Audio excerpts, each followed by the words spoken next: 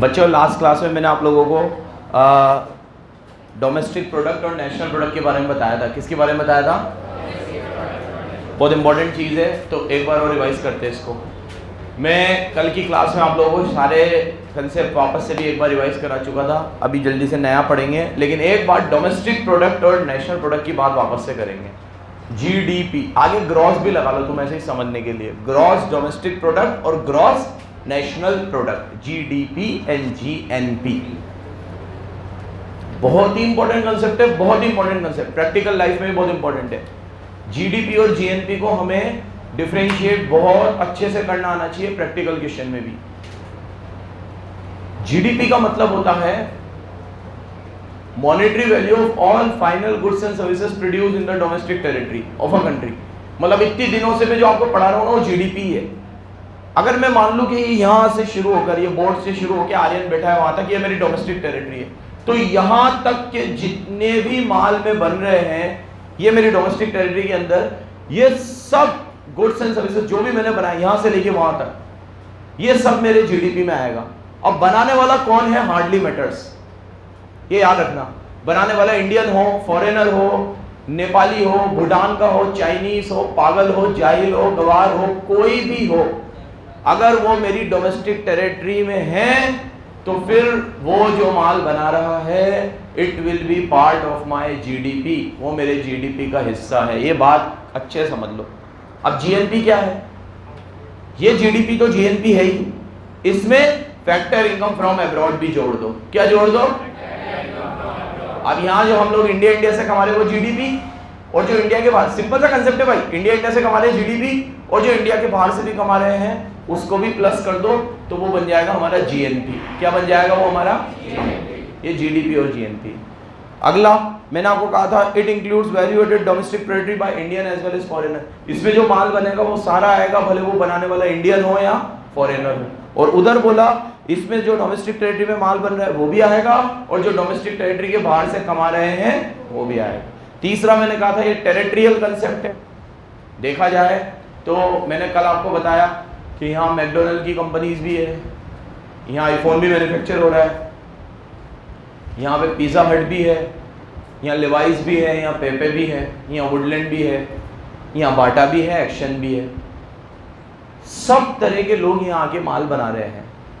सब मिलेगा आपको इंडिया में, हर बड़ी कंपनी का आउटलेट मिलेगा। लेकिन ये कंपनियां तो प्रॉफिट बाहर ले जा रही है, लेकिन ये जो माल बना रही है वो तब भी हमारे जीडीपी में आ रहा है। तो मैं ऐसा कहूं कि टॉप 5 में हमारा जीडीपी आता है, दुनिया में 5वें स्थान पे हम आते हैं, 200 कंट्रीज में हम 5वें पे हैं, तो इसमें एक बहुत बड़ा योगदान फॉरेन कंपनी का भी होगा। तो होगा क्योंकि जीडीपी टेरिटरियल कंसेप्ट है, जो भी कमा रहे हो वो हमारी जीडीपी में आएगा। क्योंकि अगर इस हिसाब से देखे जाएंगे तो हमारे भी बहुत सारे इंडियन से जो बाहर है, तुम हर बड़ी बड़ी कंपनियां देख लो, उसका सीईओ तुम्हें इंडियन मिलेगा कि नहीं मिलेगा? तुम देखो, सर्च करो, ठीक है।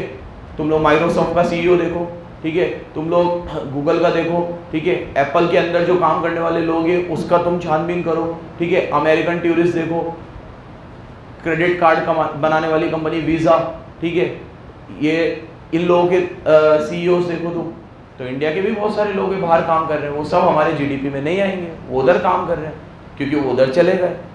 अब एक बात सुन लो, जो बंदा इंडिया छोड़ के चला गया और वो कोई इनकम कमा रहा है तो वो ना तो जीडीपी में आएगा ना जीएनपी में आएगा, वो फैक्टर इनकम फ्रॉम अब्रॉड नहीं है।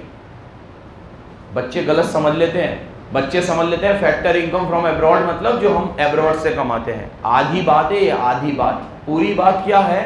फैक्टर इनकम फ्रॉम अब्रॉड मतलब वो इनकम जो हम अब्रॉड से कमाते हैं इंडिया में रहकर। क्या है पूरी बात? बोलो।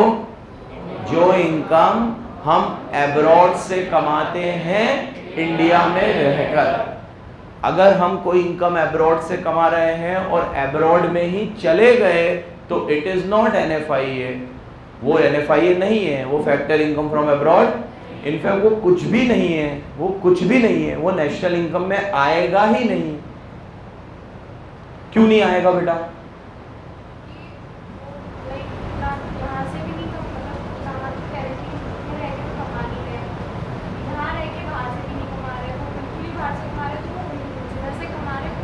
वेरी गुड बेटा।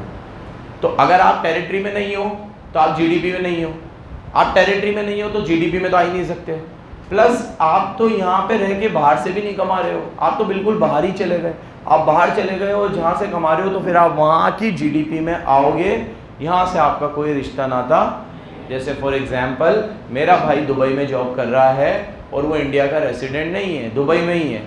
वो इंडिया आता है लेकिन साल में एक बार दो बार, सिर्फ 1-2 महीने फैमिली के साथ रहने। तो वो जो भी इनकम अर्न कर रहा है वो सब दुबई के जीडीपी में जाएगा, इंडिया के जीडीपी में नहीं आएगा। ये एकदम क्लियर है आप लोगों को?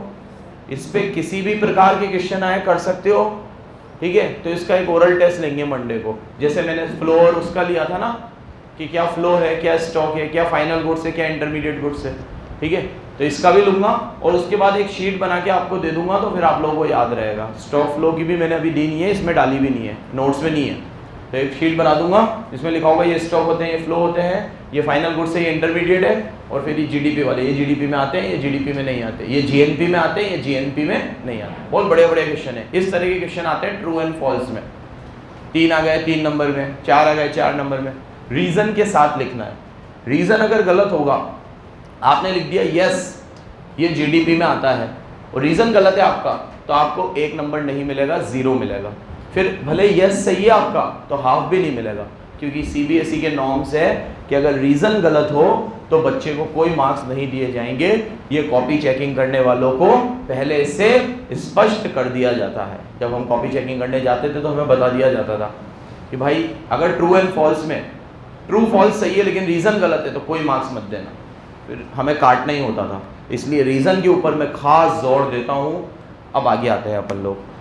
अगला कंसेप्ट मार्क करो, concept number 15। What is factor income and transfer payments? What is, ये तो बहुत लल्लू है, factor income and transfer payment.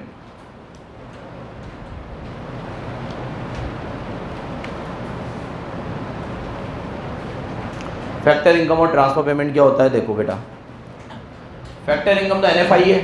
Factor income क्या है? एनएफआई है। मैं इंडिया में रहकर इंडिया के बाहर से जो भी इनकम कमाता हूँ वो फैक्टर इनकम में आएगा। इंडिया में रहकर इंडिया के, बार बार इस चीज़ पे फोकस कर रहा हूँ, इंडिया में रहकर इंडिया के बाहर से जो भी कमा रहा हूँ वो सब किस में आएगा? फैक्टर इनकम में। तो फैक्टर इनकम का मतलब देखो, income receive by rendering services और by factor of production is known as factor income.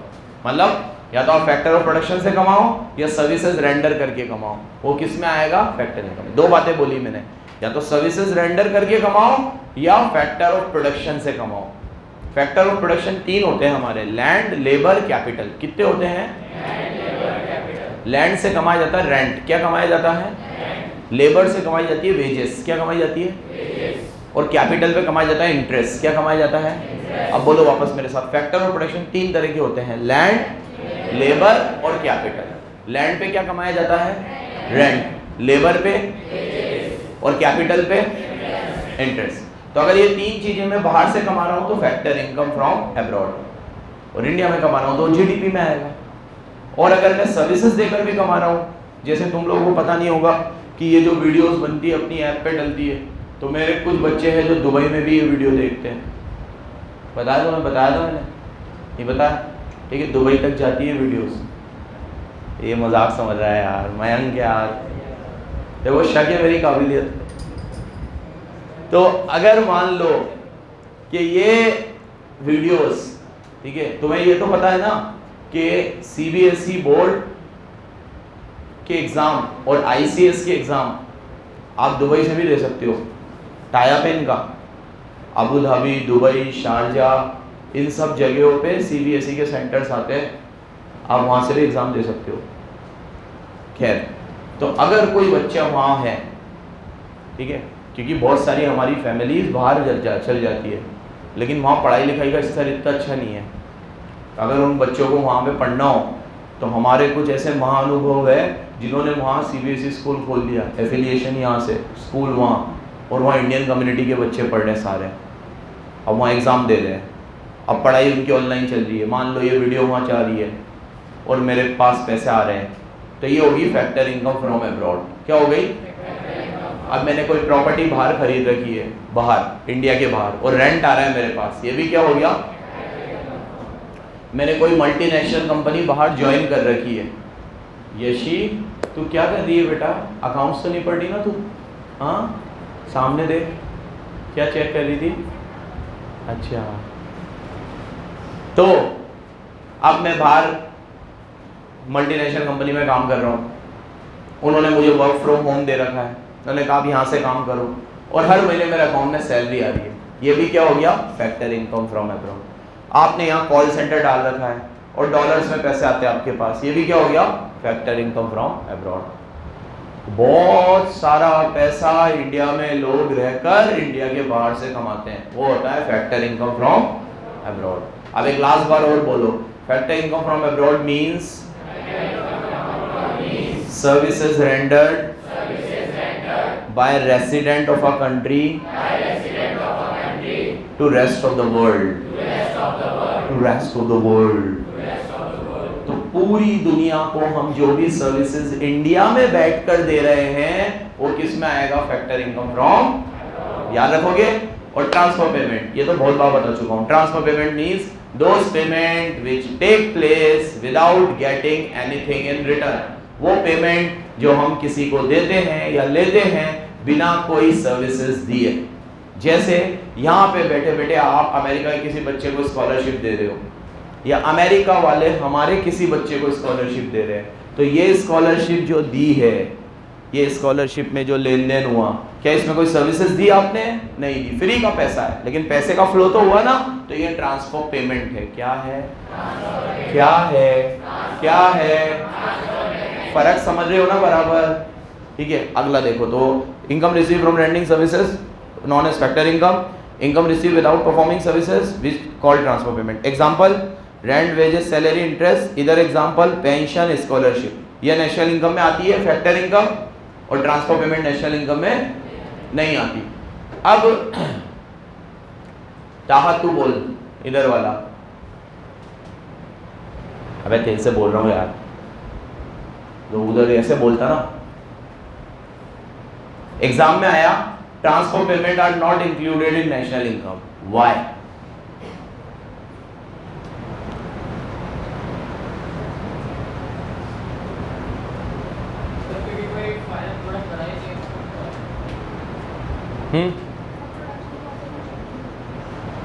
यही है बिल्कुल। कोई भी प्रोडक्शन प्रोसेस अफेक्ट नहीं हुआ, और थोड़ा एलेबरेट करें तो कोई भी गुड्स या सर्विसेज रेंडर्ड नहीं हुए। ना कोई गुड्स बना, ना कोई सर्विस दी, ना कोई प्रोडक्शन हुआ, तो क्यों आएगा नेशनल इनकम में? इससे कोई भी प्रोडक्शन प्रोसेस या कोई भी flow of goods and services affect नहीं हुआ, इसलिए नेशनल इनकम में नहीं आते। समझ गए बराबर? अगला, ये बायलैटरल है। फैक्टर इनकम क्या है? बायलैटरल। और ट्रांसफर पेमेंट क्या है? यूनिलैटरल। ये बायलैटरल क्यों है? क्योंकि एक तरफ से गुड्स जाएगा या सर्विस जाएगी और दूसरी तरफ से पैसा आएगा। ये यूनिलैटरल क्यों है? क्योंकि यहाँ पे सिर्फ पैसा जा रहा है, कोई सर्विसेज का आदान प्रदान, इसलिए ये यूनिलैटरल है। और ये क्या है? बायलैटरल है। और लास्ट, ये फ्लो को अफेक्ट करता है, और ये दे रखा है मैंने, ये फ्लो को अफेक्ट नहीं करता। सिंपल सा था। आगे आओ, कंसेप्ट नंबर 16,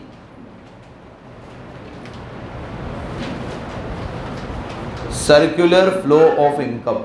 ये ना ऊपर हेडिंग हट गई है, शायद डाल लो वहां, सर्कुलर फ्लो ऑफ इनकम।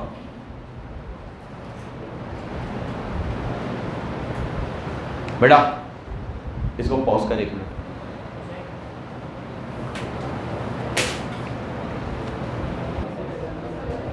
हाँ, तो बच्चे ध्यान रखना, जीएनपी का मतलब है जीडीपी प्लस फीफा नहीं, जीडीपी प्लस, और एनएफआईए का मतलब होता है फीफा माइनस फीटा। क्योंकि हम लोगों ने जो एब्रॉड से कमाया है, तो एब्रॉड वालों ने भी इंडिया आके कमाया है, तो हम कभी भी एक तरफा बात नहीं करते। अगर हमने जो एब्रॉड से कमाया वो हम ले रहे हैं, तो एब्रॉड वालों ने जो यहाँ आके कमाया वो हमें डिडक्ट भी करना चाहिए। तो फीफा में से फीटा माइनस करेंगे हम, factor income from abroad, factor income to abroad, तो जाके क्या आएगा? Net factor income from abroad. क्या आएगा? तो एनएफआईए लेते हैं, सिर्फ फैक्टर इनकम नहीं लेते, क्या लेते हैं? NFIA, याद रखना।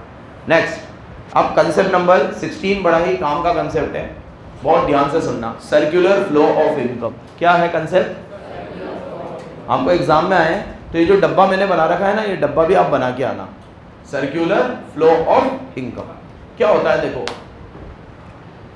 इकोनॉमी में पैसा कैसे घूमता है ये देखो। अभी सपोज करो आपके कोर्स में सिर्फ 2 सेक्टर मॉडल है, 4 सेक्टर मॉडल भी होते हैं, लेकिन आपके कोर्स में 2 सेक्टर मॉडल है सिर्फ, तो 2 समझा रहा हूं। अभी मान लो इकोनॉमी में 2 तरह के लोग हैं। एक आपकी तरह है हाउसहोल्ड, एक मैं हूं फॉर्म। मैं कौन हूं? फॉर्म। आप लोग कौन हो? हाउसहोल्ड। फॉर्म का काम है माल बनाना और हाउसहोल्ड का काम है उस माल को कंज्यूम करना। फॉर्म का क्या काम है? माल बनाना। मैं फॉर्म हूं, मेरा काम है गुड्स प्रोड्यूस करना, सर्विसेज प्रोड्यूस करना, ये मेरा काम है। और आप हाउसहोल्ड हो, आपका काम है खाना, ठूसना, ठीक है? आप वो सारे गुड्स एंड सर्विसेज को कंज्यूम कर जाते हो। क्या कर जाते हो? ये चीज समझ में आई? अब देखो, मैं जो भी गुड्स एंड सर्विसेज बनाऊंगा आप कंज्यूम कर जाओगे, एक फ्लो हो गया ये। लेकिन मैं जो भी गुड्स एंड सर्विसेज बनाऊंगा, सुनो इधर, मैं जो भी गुड्स एंड सर्विसेज बनाऊंगा उसके लिए जो सर्विसेज चाहिए वो मैं आपसे ही लूंगा। जैसे मुझे लैंड चाहिए माल बनाने के लिए, वो आप दोगे। मेरे को लेबर चाहिए माल बनाने के लिए, तो आप लेबर बन के आओगे काम करने। मुझे कैपिटल चाहिए तो आप दोगे कैपिटल, मैं उस पर इंटरेस्ट दूंगा आपको। मुझे कोई एंटरप्रेन्योर चाहिए जो ये सारी चीजों को संभाल सके, कोई मैनेजर चाहिए तो वो मैनेजर आप हो, मैं सैलरी दूंगा आपको। तो आपकी ही मदद से सब कुछ बनेगा। फिर क्या होगा? जो माल बनेगा वो मैं आपको कंज्यूम कर दूंगा और आप क्या करोगे? मुझे पैसे दोगे। फिर उस पैसों में से मैं क्या करूंगा? आपको रेंट दे दूंगा, सैलरी दे दूंगा, वेजेस दे दूंगा और जो बच जाएगा प्रॉफिट में अपने पास रहने दूंगा। इकोनॉमी ऐसे चलती है, सर्कुलर फ्लो ऑफ इनकम। क्या बोलते हैं इसे? अब ये फ्लो 2 प्रकार का होता है, 2 प्रकार का। एक होता है रियल फ्लो और एक होता है मनी फ्लो। क्या होता है? एक क्या होता है? एक क्या होता है? Money flow. Real GDP, nominal GDP जैसा कंसेप्ट है कुछ कुछ। रियल फ्लो क्या है? Firm goods and services produce करेगी और हाउसहोल्ड जो इंडिविजुअल्स है, अभी मैं मान रहा हूं देश में 2 ही तरह के लोग हैं, फर्म और हाउसहोल्ड। बाकी अगर आपके कोर्स में 4 सेक्टर होता तो मैं 4 सेक्टर पढ़ाता आपको। उस 4 सेक्टर के नाम सुन लो कौन कौन होते हैं? फर्म, हाउसहोल्ड, एक्सटर्नल सेक्टर और गवर्नमेंट। एक्सटर्नल मतलब रेस्ट ऑफ द वर्ल्ड और एक गवर्नमेंट। अभी मैं 4 सेक्टर की बात नहीं कर रहा, अभी 2 ही सेक्टर है, एक फर्म है एक हाउसहोल्ड है। तो देखो, फर्म क्या करेगा? गुड्स एंड सर्विसेज को प्रोड्यूस करेगा और हाउसहोल्ड क्या करेगा? वो गुड्स एंड सर्विसेज को कंज्यूम करेगा। तो जो भी ये बनाएगा वो किसको दे देगा? हाउसहोल्ड, है ना? अब हाउसहोल्ड क्या करेगा? सर्विसेज रेंडर करेगा और ये क्या करेगा? सर्विसेज को अवेल करेगा। जैसे ये बोलेगा मेरे पास लैंड है, लेबर है, कैपिटल है, आपको चाहिए? ये बोलेगा हाँ हमें चाहिए। आप बदले में क्या दोगे? वो ये बोलेगा मैं रेंट दे दूंगा, मैं क्या दे दूंगा? लेबर को वेजेस दे दूंगा, कैपिटल को क्या दे दूंगा? इंटरेस्ट दे दूंगा। आप बस हमारे यहाँ काम करो, आप काम करो, हम बदले में आपको क्या दे देंगे? गुड्स एंड सर्विसेज, ठीक है? क्योंकि हमें आपको रेंट वगैरह देना है तो पैसे नहीं देंगे हम बदले में क्या दे देंगे? गुड्स एंड सर्विसेज, और जो बचेगा हम रख लेंगे। इसको रियल फ्लो बोलते हैं। क्या बोलते हैं? अब ये सारी चीजों में अगर रिप्लेसमेंट में एक तरफ पैसा आ जाए तो फिर वो क्या बन जाता है? Real flow. पहले चलता था बार्टर सिस्टम था तब, आज क्या चलता है? Real money flow. आज क्या चलता है? अब ये सपोज करो, सुनना, बहुत अच्छा एग्जांपल दे रहा हूं, बराबर सुनो। मेरी राशन की दुकान है, मैंने बालक को रखा, हर्षित को। मैंने इसको कहा तू मेरे यहाँ काम कर, सारा सामान लेकर आ, सब कुछ कर, ठीक है, मेरी हेल्प करवा, जो भी कस्टमर आते हैं उसको डील करेंगे, ये वो। उसने कहा सर सैलरी? मैं कहा सैलरी कुछ भी नहीं है बेटा, तेरे 2 वक्त का खाना अपनी दुकान से चला जाएगा और तेरे को कपड़े वपड़े चाहिए हो तो अपनी कुछ कपड़े की दुकान है जहाँ पे अपना किराना जाता है, तो वहाँ अपन किराना भेज देंगे, कपड़े वपड़े आ जाएंगे तेरे। और तेरे कोई और दूसरी सर्विसेज हो, स्कूल जाते हो तेरे बच्चे, तो वहाँ पे भी अपन राशन किराना जाता है, वहाँ पे किराना चल जाएगा, उनसे अपन पैसे नहीं लेंगे, वहाँ तेरे बच्चे पढ़ लेंगे। ठीक है, पैसों में डील नहीं करता मैं, पैसे देके आदतें खराब नहीं करता। ठीक है, मैं तेरे को सारी चीज सुविधाएं दे दूंगा, बोल काम कर रहा है मेरे यहाँ। इसे कहा हाँ सर ठीक है, फिर तो क्या है, अब आप कह ही रहे हो। तो ये रियल फ्लो हुआ, आप भी मेरे लिए काम करो, मैं भी आपके लिए काम करूंगा। पैसा बीच में नहीं आना चाहिए। अब पैसा जहाँ आ जाता है वहाँ व्यवहार खराब होता है, ऐसा मुर्सा सर कहते हैं। ठीक है, दोस्तों के बीच में, आपके और मेरे बीच में तो आना चाहिए, नहीं आएगा तो खराब हो जाएगा। ठीक है, तो ये रियल फ्लो है, जहां पर रियल फ्लो में क्या नहीं आना चाहिए, पैसा नहीं आना चाहिए, व्यवहार खराब हो जाएगा। मनी फ्लो नाम ही मनी है, यहाँ तो पैसा ही आएगा। आप मेरे यहाँ काम करोगे तो मैं अगर आपको ये बोलूंगा कि मैं आपको गुड्स एंड सर्विसेज दे दूंगा, तो आप क्या बोलोगे, नहीं नहीं नहीं नहीं नहीं नहीं, गुड्स एंड सर्विसेज हम खरीद लेंगे, आप तो हमें सैलरी दे दो। क्या दे दो? मैं आपकी जगह पे काम कर रहा हूं, मैं आपको बोलूंगा रेंट मत लो, रेंट मत लो, मैं आपको गुड्स दे दूंगा। नहीं नहीं नहीं नहीं नहीं, गुड्स हम खरीद लेंगे, आप तो हमें क्या दे दो, रेंट दे दो। तो आपको मेरी कोई सर्विसेज वगैरह चाहिए ही नहीं, आपको तो पैसा चाहिए, और मुझे भी पैसा ही चाहिए। मैं भी फिर आपको गुड्स एंड सर्विसेज दूंगा ना, तो मैं क्या बोलूंगा, मैंने आपको गुड्स दिया है, आप भी मुझे क्या दो, पैसा ही दो। तो वो फिर क्या बन जाएगा, मनी फ्लो। समझ में आया बराबर? पहले चलता था ये, अब ये पूरी तरीके से जीरो हो चुका है। अब पूरी इकोनॉमी में तुम्हें क्या दिखेगा, मनी फ्लो। और मैं तुम्हें पुराने चैप्टरों में बता चुका हूं कि ज्यादा अच्छा भी मनी होता है। बार्टर सिस्टम में बहुत सारी प्रॉब्लम आती है। क्या आती है? अब एक बार रीड करो, अंडरलाइन करना। There is continue flow of services in the form of land, labour, capital and entrepreneur from household to firm. Household firm को क्या देती है, सर्विसेज। कौन सी? लैंड, लेबर वगैरह। और फर्म क्या देता है, फर्म प्रोड्यूस करता है गुड्स इन फैक्टर्स की मदद से, और वो किसको दे देता है, हाउस होल्ड को। तो दोनों में फ्लो हुआ। ये कौन सा फ्लो है, रियल फ्लो। कौन सा है, एज इट इज। यही चाहिए मुझे तुम्हारी कॉपी में, पूरे नंबर चाहिए हो तो। पहले क्या करती है, हाउस होल्ड क्या करता है, सर्विसेज देता है। सुनो इधर, किसको, फर्म को। फर्म बदले में हाउस होल्ड को क्या देता है, पैसे नहीं देता, क्या दे देता है, गुड्स एंड सर्विसेज। तो यहां से भी फ्लो हुआ सर्विसेज का, और यहां से फ्लो हुआ गुड्स का। यहां से गुड्स, यहां से सर्विसेज, ये फ्लो हो गया। ये कौन सा फ्लो है, रियल फ्लो। कौन सा फ्लो है?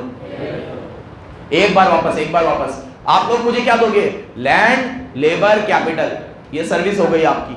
मैं आपको क्या दूंगा, गुड्स एंड सर्विसेज, दोनों ही दूंगा। मैं गुड्स भी दूंगा, सर्विसेज भी दूंगा। मैं भी आपको गुड्स सर्विस दूंगा, आप मुझे क्या दोगे, लैंड, लेबर, कैपिटल, और मैं आपको क्या दूंगा, गुड्स एंड सर्विसेज। हम दोनों के बीच में फ्लो हुआ। ये कौन सा फ्लो है, रियल फ्लो। ये डायग्राम भी बना रखा है, देखो डायग्राम दिख रहा है। हाउस होल्ड क्या देता है फर्म को, लैंड, लेबर, कैपिटल वगैरह, और फर्म क्या देती है, गुड्स एंड सर्विसेज। अब पेज पीछे टर्न करो, ये तो रियल फ्लो हो गया। पेज पीछे टर्न करो,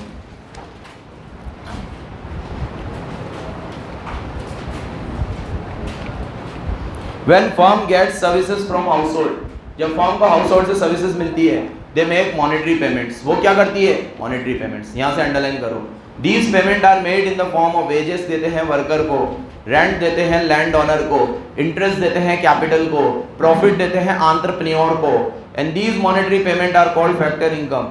फिर हाउस होल्ड क्या करता है, स्पेंड दिस इनकम, वो अपनी इनकम को स्पेंड करता है क्या खरीदने के लिए, गुड्स एंड सर्विसेज खरीदने के लिए। ठीक है, इसको मनी फ्लो बोलते हैं। क्या बोलते हैं इसको, मनी फ्लो।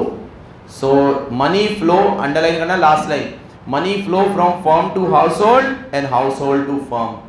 पैसा पहले फर्म से हाउस होल्ड के हाथों में जाता है, फिर हाउस होल्ड से फर्म के हाथों में। देखो देखो इधर देखो, पहले मैं माल बना रहा था तो मैं आपसे सर्विसेज ले रहा था, फिर बोल रहा हूँ क्या सर्विस ले रहा था, आपसे लैंड ले रहा था, आपकी लेबर ले रहा था, आपसे कैपिटल ले रहा था, तो मुझे आपको पेमेंट करनी पड़ी। क्या पेमेंट करनी पड़ी, मैंने आपको रेंट दिया, मैंने आपको वेजेस दी, मैंने आपको इंटरेस्ट दिया। जैसे ही मैंने आपको ये पेमेंट कर दी, आपकी जेब भर गई, अब आपके पास पैसे आ गए। अब मैंने गुड्स प्रोड्यूस किया था, वो गुड्स मैंने वापस आपको बेच दिया, तो जो पैसे मैंने आपको दिए थे वो पैसे आपने वापस मुझे दे दिए, तो ये फ्लो हो गया। लेकिन इसमें क्या फ्लो हुआ, पैसा। तो इसलिए क्या है, मनी फ्लो। अब और अच्छे से समझाने के लिए मैंने इसको डिफरेंस बिटवीन फॉर्म में भी डाल दिया है नीचे। देखो, what is the difference between real flow and it is the flow of goods and services between form and house hold, it is the flow of money, it involve exchange of goods, it involve exchange of money. यहाँ पे difficulty आ सकती है goods वगैरह को major करने में, यहाँ कोई डिफिकल्टी नहीं आएगी। इसको फिजिकल फ्लो भी बोलते हैं और इसको नॉमिनल फ्लो भी बोलते हैं। मनी फ्लो को क्या बोलते हैं? Nominal flow. और रियल फ्लो को क्या बोलते हैं? Physical flow. याद रखोगे, ये एकदम अच्छे से याद रखोगे। आपको एग्जाम में आएगा सर्कुलर फ्लो ऑफ इनकम कितने तरह का होता है, आप समझाओगे भाई साहब? 2 तरह का, एक रियल एक मनी। एक real money, real money, real money. समझे? एक और पढ़ ले छोटी सी चीज। चलो टेस्ट भी आज आपका, कल देखते हैं बाकी। धन्यवाद। बंद कर दे। अरे हुसैन बंद कर यार, हुसैन।